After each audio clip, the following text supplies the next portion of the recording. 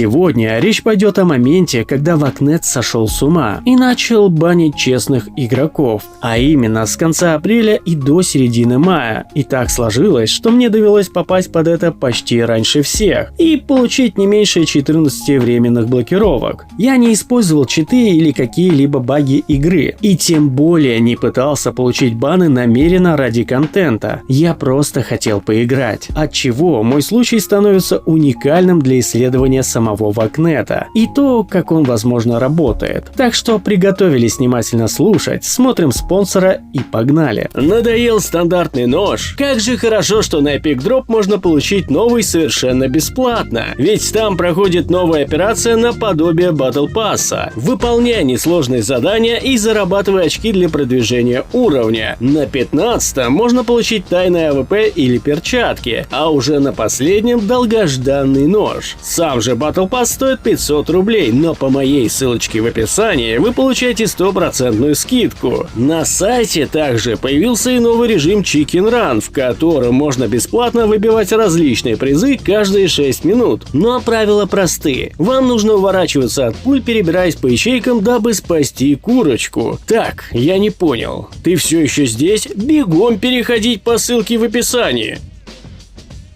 Для начала хочу сказать следующее. Все, что вы услышите далее, можно легко проверить и сделать свои какие-то выводы, так как все матчи, что я покажу, вы найдете под роликом в описании. И не спешите сразу строить предположения, так как поначалу все на самом деле не то, чем кажется. Ну а сейчас немного о моем темпе игры. С 2014 года мое основное оружие это SSG-08, а подавляющая карта, на которой я играю, является Dust 2. Меня не волнуют победы и ранг в соревновательных матчах. Я по большей части выпендриваюсь ради красивых киллов. Это приносит мне радость. И иногда это получается очень хорошо, а иногда я на дне. Ну а теперь к главному. 24 апреля этого года случился тот самый матч, из-за которого и начались мои беды. Рандомный тиммейт, по всей видимости, сделал роковой выстрел на предпоследнем раунде, и Вакнет посчитал, что это подозрительно.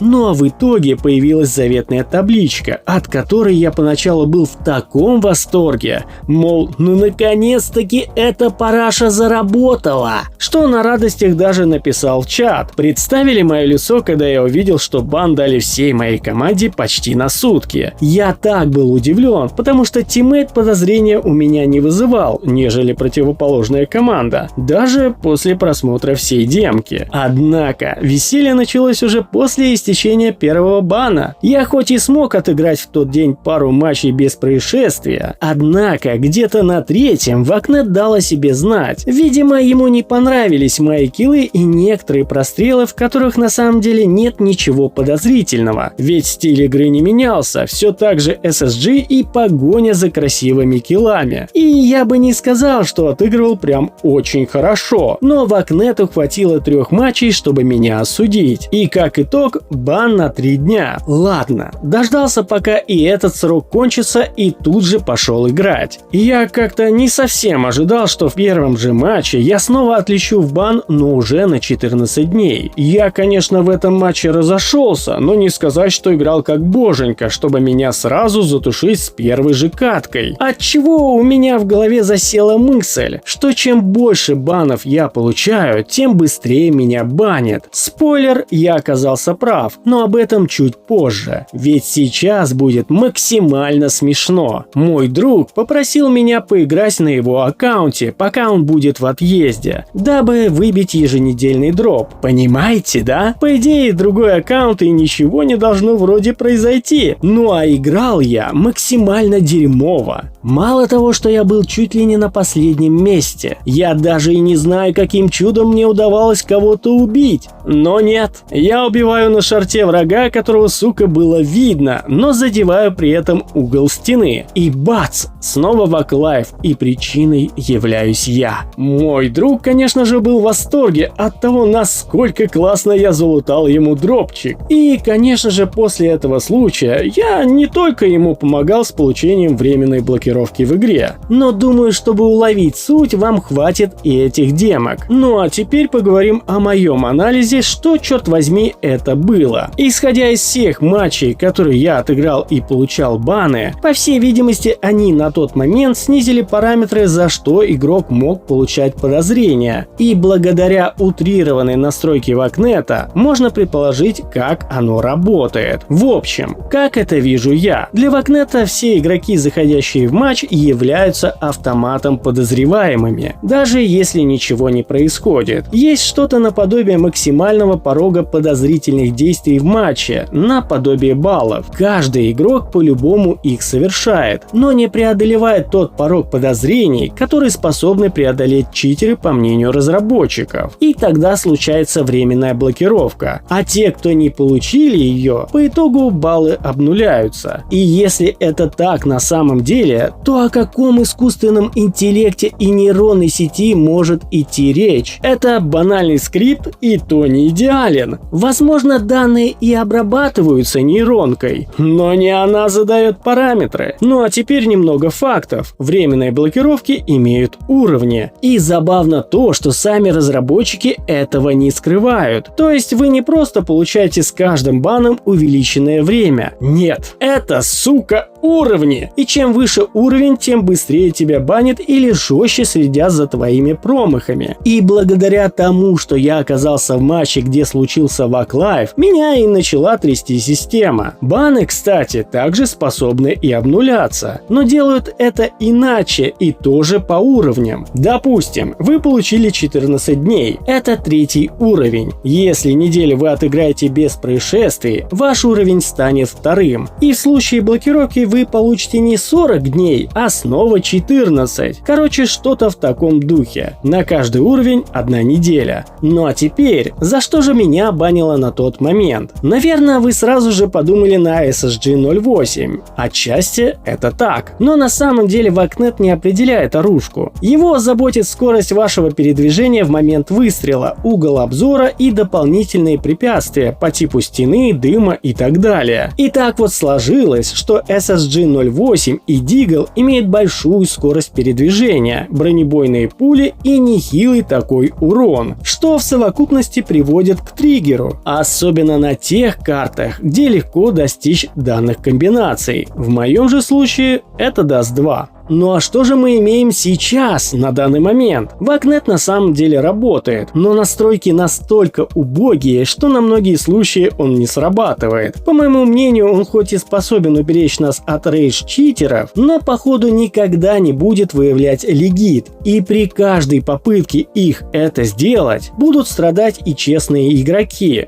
как это было со мной. Единственное, что может улучшить положение, но никак не искоренить проблему, это патруль, ведь Вакнет для него и создавался. Да, это медленнее будет работать, но хотя бы меньше задевать честных игроков. Ну а пока что это все такая параша. В любом случае, это мое мнение. Можете с ним не соглашаться и писать о своих анализах и выводах в комментариях. Ролик я не особо хотел выпускать, и поэтому, скорее всего, многое упустил. Главная цель была показать, что факт банов честных игроков был, и многие лишились сезонной медали. Ну а на этом у меня все. Всем огромнейшее спасибо за просмотр. Всем пока и удачи!